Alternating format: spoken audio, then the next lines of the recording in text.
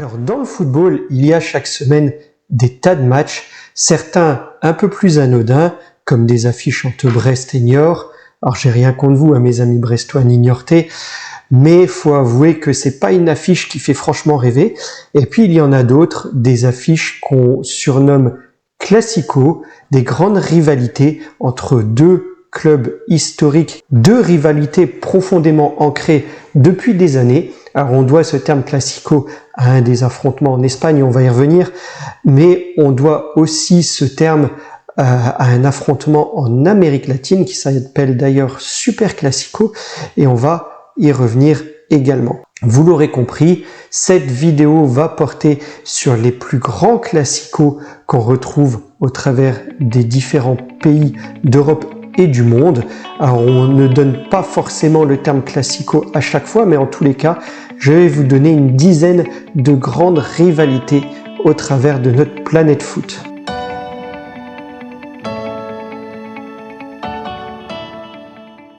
Bonjour les amis et bienvenue dans cette nouvelle vidéo qui concerne donc les plus grandes rivalités dans le milieu du football sur différents pays, différents continents. Une petite dizaine de confrontations qui vous mettra l'eau à la bouche. Alors je commence le premier. Alors il n'y a pas d'ordre dans ce classement, c'est quelques rivalités jetées comme ça, il n'y a pas d'ordre d'importance ni historique dans ce classement.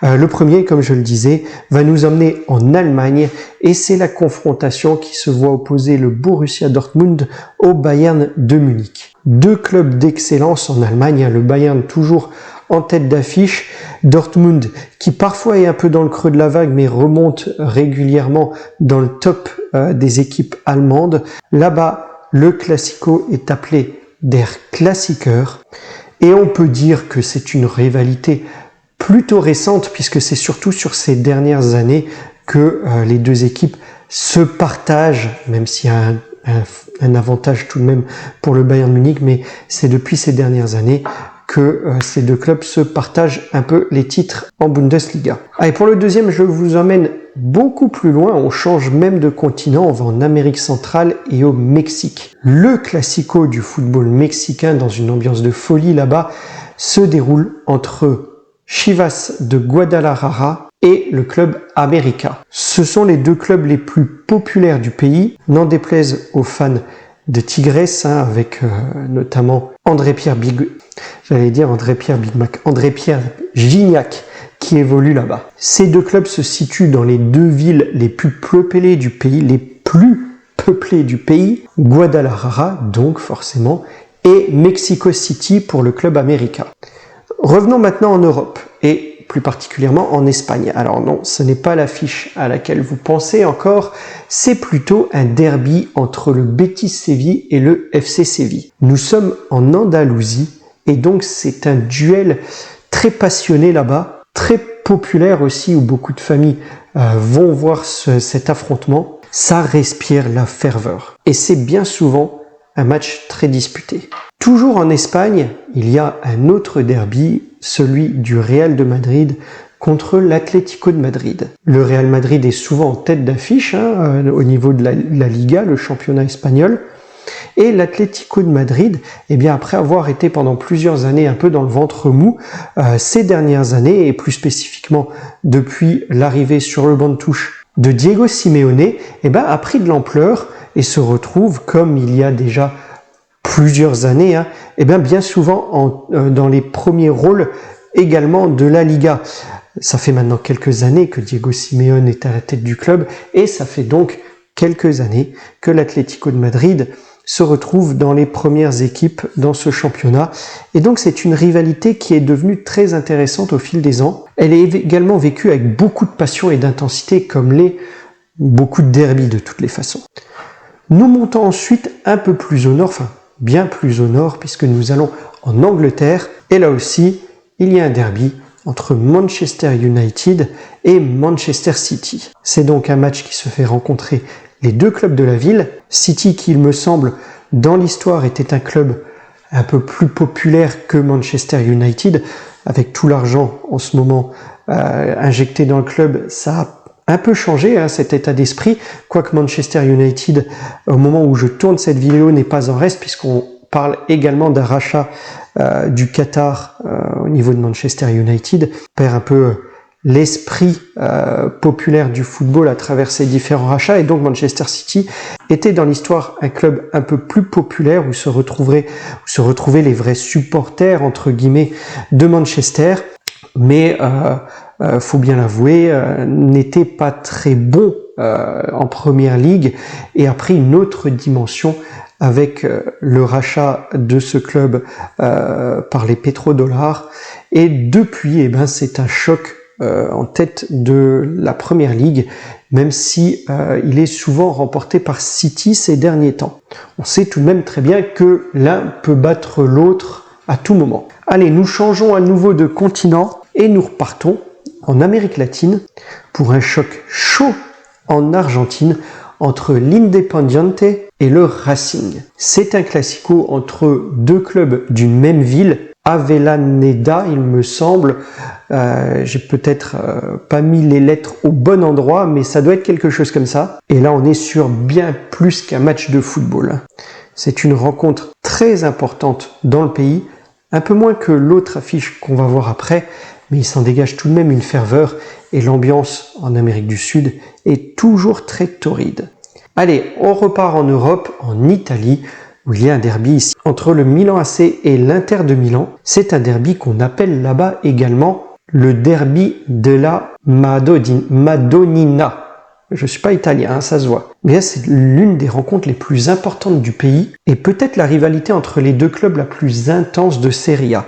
J'y ai assisté une année, il y a déjà plusieurs années, hein, j'avais été à San Siro voir ce derby entre le Milan et l'Inter. J'avais en plus j'étais en plus tombé sur un match où le résultat et le nombre de buts étaient en ma faveur, puisque l'Inter de Milan, il me semble, gagnait 2-0 à la mi-temps. Milan AC était revenu à 3-2 à l'époque. C'était très chaud, et d'ailleurs les supporters là-bas disent que quand il y a beaucoup de bruit, les joueurs sentent la pelouse trembler. Faut vraiment assister à ça, je l'imagine, comme beaucoup de derbys de toute façon, mais c'est quelque chose en Italie. Et petite anecdote d'ailleurs, quand j'étais là-bas, ça se voit que c'est un pays de foot et on vit pour le foot, c'est un peu différent de la France, hein. On était un peu perdus avec des amis, on demandait notre chemin, et le jour du match, hein, eh bien, pour nous indiquer le chemin, la personne à qui nous avions demandé nous avait d'abord demandé si on était plutôt supporter du Milan AC ou de l'Inter de Milan. On avait bien répondu, j'imagine que si on avait mal répondu, peut-être il nous aurait indiqué un mauvais chemin.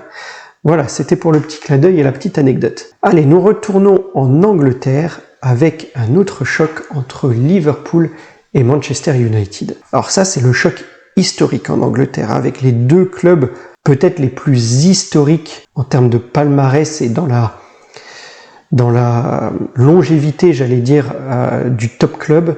C'est un derby du nord-ouest de l'Angleterre et c'est là l'une des rivalités les plus importantes du pays. Alors j'aurais pu parler également de Liverpool-Everton, hein, dans le pays, mais cette vidéo ne reprendra volontairement pas tous les derbys.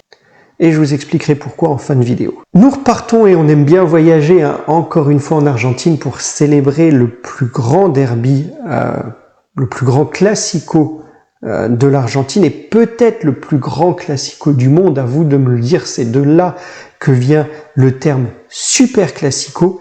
Eh bien, c'est entre Boca et River Plate. Ce sont les deux clubs les plus populaires du pays et peut-être les deux clubs dont l'importance dépasse le cadre de l'Argentine. Bien, des supporters par milliers font le déplacement pour voir ce duel.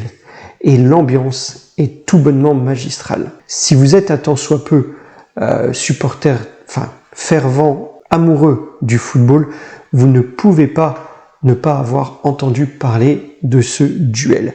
Tout supporter de football, je pense, rêve un jour de pouvoir y assister. C'est un peu loin, mais quand on aime, parfois il faut se donner les moyens. Et puis nous avons, alors j'imagine que dans l'inconscient collectif, les supporters de football, quand ils pensent à Classico, pensent à River Boca naturellement, et puis au prochain que j'allais citer, Real de Madrid, Barcelone. Ce sont les deux classiques qui nous viennent en tête.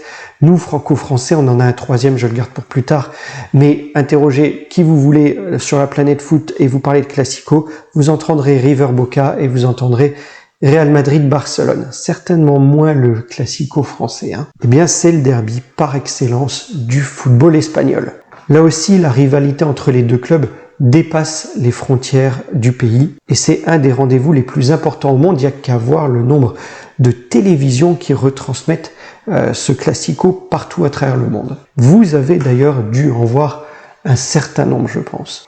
Et donc, nous arrivons au dernier que je voulais citer dans cette vidéo, celui qui va plaire à mes amis français, le duel, le classique français entre le PSG et Marseille.